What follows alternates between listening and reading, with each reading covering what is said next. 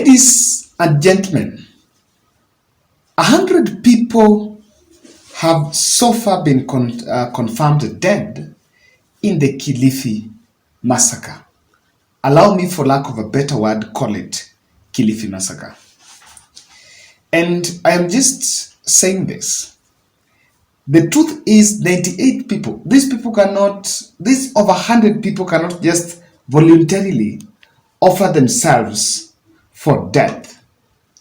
And I've followed some confessions from people whose relatives suffered there, perished there, by some saying that some people were hungry, but even refused to take food, to eat food that was being given to them by humanitarian aid groups because they simply wanted to die. What has so far been explained is that it was the kind of an explanation where you are told you fast to die, to the extent of dying, and in the sense that if you go to heaven, then with that you're going to heaven. So what is in this heaven that maybe the fellows have been promised? And the gentleman talking about heaven is fearing about dying. For himself, he is fasting but not dying. A photo of him leaving police post, he was carrying a bottle of water. I want you to listen to this clip. A recent interview, I think he commented, that was back in, I think that was after 2019, commenting about his spiritual activities in the coastal region, asking really more questions, begging more questions than answers. Mimi ndio servant PN Mackenzie. Nilikuwa mhubiri na nilikuwa mhubiri from 2003 mpaka 2019. Let's say August. Hapo ndipo nilifunga ministry. Na kilichofuatia mimi kufunga ministry, nimesikia tetesi za watu wengi. Serikali ilimfanya afunge ministry ama serikali ilimfungia. Lakini ukweli wangu ni ya kwamba serikali haikunifungia ministry wala haikunifungia TV station. Okay? Isipokuwa sauti ambayo niliisikia ya Yesu ikaniambia kazi niliyokutuma kuhubiri the end time messages for 9 years imefika mwisho. Na ualert watazamaji wa TV ya kwamba by December hivi pia nayo ita shut down forever. Kwa hivyo nikafuata ile sauti iliyonena nami ya kwamba nimeambiwa nimemaliza ile kazi ya prophecy, unabii juu ya siku za mwisho. Kwa hivyo nikatii. Haikuwa rahisi ku accept kama binadamu, lakini kwa sababu ni amri ya yule ambaye unatumikia, ikabidi nitii na nikafuata na nikakubali kurudi mtu wa kawaida. Kwa sababu nimeambiwa kazi yangu nimefanya nini? Nimemaliza. So, from there, from 2019, tuseme 2020, ndio nikaona ni vizuri wacha niingie tu kwa mambo ya ukulima, kwa sababu nimekuwa mtu wa kawaida. Nimekuwa tu raia wa kawaida. The law and faith, they will fight forever. Na hilo ni neno lilizungumza na nani? Na Paulo. Sasa utasema Mackenzie anapinga sheria. Unaona sasa? Lakini mtu wa imani na mtu wa sheria ni sawa na mtu yuko mwilini na mwingine yuko rohoni, na hizo zote zinapigana kila siku. Okay, nikaambia watu education is hivyo. Okay? Wakasema chukueni Mackenzie mweke gerezani. Nikachukuliwa kweli, nikawekwa gerezani. Nikasavu ile gereza ile siku nilisavu. Nikatoka. But today I remind all people in the world, have they seen that prophecy that education is evil? Leo watoto wao wanafundishwa ushoga na usagaji, lesbianism and inaitwaje? Gayism kwa mashule. CBC ni nini?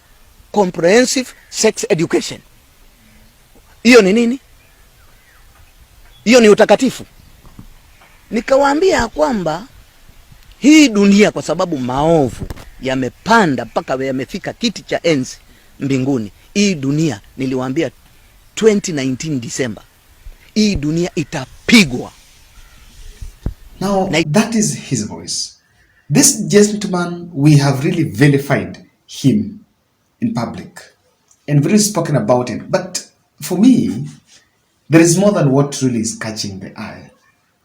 I would not want to appreciate, but then there is this photo that is coming out. This is the photo you're seeing on your screen. It is a photo I want us to fact check kidogo, but I am fact checking with an intention of also really explaining what exactly is coming out of this to the political leaders. Now, this photo was allegedly shared by some bloggers.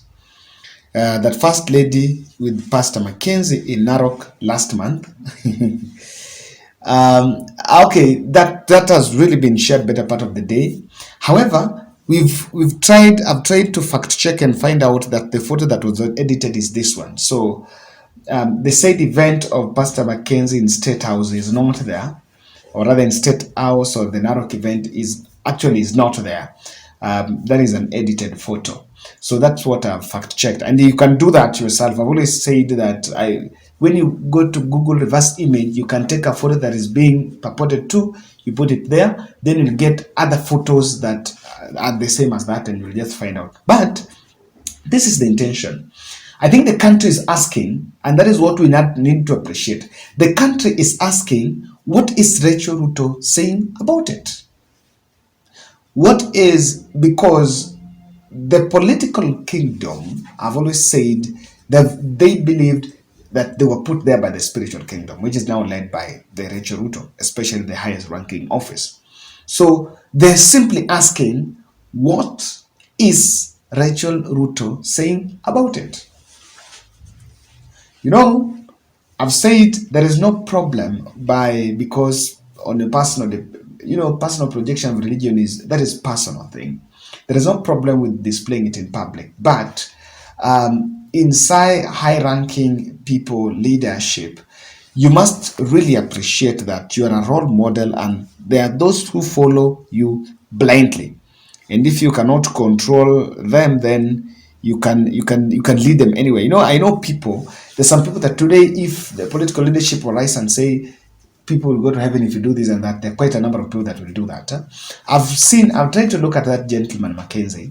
I'm just wondering, the doctrine is if you die, you go to heaven. And himself is not, himself is fearing death. He's not eating, himself is eating. And again, he also looks, sorry to say, he looks broke. I don't know. I mean, I don't know. Maybe broke in this context is different. There are quite a number of questions about that gentleman. And so, the silence of the Rachel Ruto is what Kenyans are asking. And what is the silence? I want to explain in details why there is a bit of that silence. Now, what is happening here is UDA administration is avoiding a discussion about regulating the churches. When Ida Odinga spoke about it in quite a very good way, it was turned around, it was pinned into a political narrative that Raila's wife, when Raila gets to presidency, is going to destroy the churches. And it was, when Ida Odinga called for regulating of the churches, I don't think maybe the only one that was available is the Yesu Yule Jesus with Tongaren, but there have been this much of indoctrination of the public. So she was saying that we needed to protect the public from some unscrupulous churches, which exists, Sorry to say, look at the Yesu Tongaren. Until people believe we in Yesu, look at it. If that gentleman decides to lie and would wink them about anything about that Jesus, the followers there will gonna listen to it. And again, the kind of level illiteracy, and when it comes to religion, by the way, it's not about how long, for how you've gone to school. It's not about it. It's about what exactly is going on there. So they are avoiding the Ida Odinga framework of regulating the churches. What Ida Odinga was asking about regulating the churches. But what if you ask me, the reason why there is a bit of that silence, what is happening in Kilifi is open failure. I don't know, it's a disobedience, not disobedience, but it's an open failure, an open lapse on the spiritual kingdom. President has been moving in counties for interdenominational services, and he has really held a very strong fabric with the churches, and he has a very good network with the churches. And so we've been praying for a rain. We've been organizing international, bringing international political religious leaders to come and speak to us, or rather to minister to this country. But then in such a country, we see people dying because of such a toxic indoctrination in the name of a religion. Some gonna ask, we couldn't arrest this. We could not really know that this is going on. So it is a shame, sorry to say, it is a shame for even the political leadership that this is happening now. Now, I think there are those who argue, and governments also, I think there is a bit of that silence. They're comfortably pushing the narrative of religious cultism. I'm seeing the state pushing that. President Ruto saying, vilify the guy, saying this guy is a terrorist. Fine. But we need to ask ourselves, very simple question, from simple logic. I've looked at the guys there, the way they're coming out with bodies very weak. Did these people have food? Could we just be seeing another case of hunger? And because someone has already known that these people are very hungry, they don't have food, and these people are already struggling, they're already, struggling to get a living, someone decided to throw in a narrative to just make them find a way of dying because they want to die. Do you really want to tell us that if these people that are dying there, if they could have food, they would not have eaten, surely? Kama mtu anaona nakufa. No.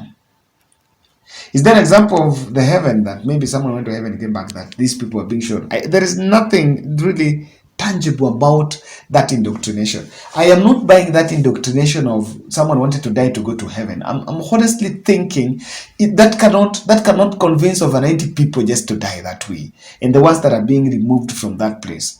So if that is it, then surely who are these people burying them? Because 96 people, that gentleman cannot bury them alone. It is bit of the system is deep. And it is about time an inquiry is done to unearth the real truth about Kilifi massacre. That gentleman speaking in that video seems to be very brave, and he's speaking about, he said about he worked for 9 years, then came back, and then was told that his ministry, I don't know, it's not done, he comes back. The ministry story is a hogwash. The ministry story is hogwash. For me, I think we just need to look at it keenly. It's either the network is deep, we need to ask, who are these people who are burying them? Yes. Who are these people who are burying them? Now, them who are burying them, where do they die? Why don't they also start there to die? It's not simply, it's not really adding up. And even if people are dying, why they're not being taken out of that place to be buried by their relatives? Did the same thing say if they die, they must be buried there? So the act of even burying them in the forest tells you that someone wanted to conceal. If you know very well that so-and-so went to the bush to pray and died there, and if it's a church, a wife went there, the husband is out, why don't you take these bodies to the mortuary? No, you can't bury the bodies there, because even that act itself is illegal. It's not that place is not a mortuary, and that place is not a cemetery. So this thing is deep. That is the truth. This thing is deep, and I think I blame the political leadership. As much as the first one was looking at the intelligence, why are they not talking about it? We need to give more guidance, ladies and gentlemen. We need to give more guidance, because there will be reoccurrence of this. That is one that has just been exposed. Look at what's happening in Bungoma, in Tongaren, yes, or Tongaren.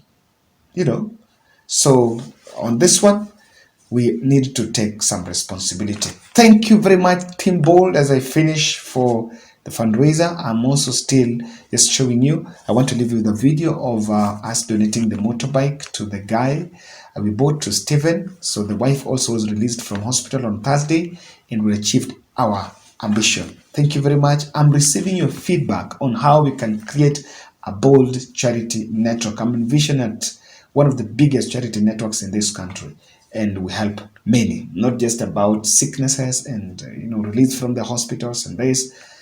I liked one for motorbike, that was empowerment. So we can support many different areas of interest, how we can lay down the structure, the network, the areas we can touch, maybe education, on nutrition, maybe humanitarian aid, on food and such.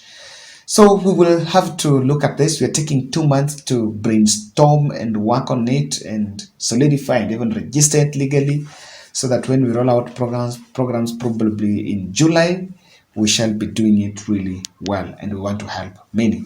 We must be part of the solution, because humanity is closest to people's heart. So let's try. We will do it. Thank you very much.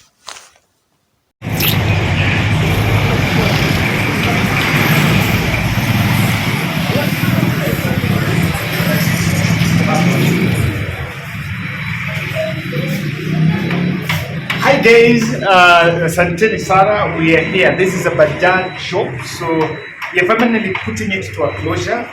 Here, I am here with Steven and Mercy. So we finally bought the motorbike here. It's a new motorbike, and we bought it here. Just a bit of Vinny, I'm interacting with the motorbike for the first time. So here the helmet, yes. So these are the two helmets. This one and this one.